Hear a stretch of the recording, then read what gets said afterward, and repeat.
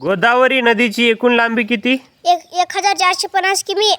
विष्णुपुरी प्रकल्प नांदेड जिल्ह्यात कोणत्या नदीवर आहे? गोदावरी. भंडारदरा धरण कोणत्या नदीवर आहे? प्रवरा. भीमा नदीचा उगम कोणत्या ठिकाणी होतो? भीमाशंकर. कृष्णा नदीचा उगम कोणत्या ठिकाणी होतो? महाबळेश्वर. महाराष्ट्रातील सर्वात मोठी दक्षिण वाहिनी नदी कोणती? वर्धा. महाराष्ट्र विधानसभा सदस्य संख्या किती आहे? 288. महाराष्ट्र विधान परिषद सदस्य संख्या किती आहे? 78. महाराष्ट्राचे दुसरे मुख्यमंत्री कोण होते? दादासाहेब कन्नमवार.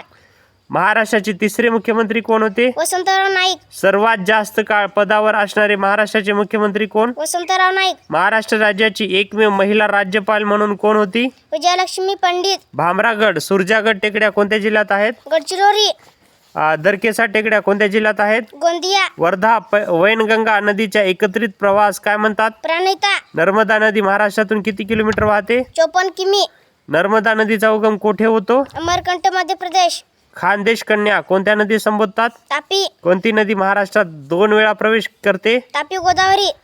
राज्यातील सर्वात जास्त अंतर वाहणारी पश्चिम वाहिनी नदी कोणती? तापी. सरदार सरोवर कोणत्या नदीवर बांधण्यात आला? नर्मदा. तापी नदीचा उगम कोठे होतो? मुलताई मध्य प्रदेश. हतनूर धरण कोणत्या नदीवर आहे? तापी. तापी नदीची प्रमुख उपनदी कोणती? पूर्णा. महाराष्ट्र राज्याचा सर्वोच्च नागरी पुरस्कार कोणता? महाराष्ट्र भूषण. महाराष्ट्र भूषण पुरस्काराची सुरुवात कधी झाली? 1996 किंवा 97. पहिला महाराष्ट्र भूषण पुरस्कार कोणास प्रदान करण्यात आला? पु ल देशपांडे. महाबळेश्वर थंड हवेचे ठिकाण कोणत्या जिल्ह्यात आहे? सातारा. तुझं नाव? अनुष्का रवींद्र पांडे. गाव? एकांबा. तालुका? उमरखेड. जिल्हा? यवतमाळ.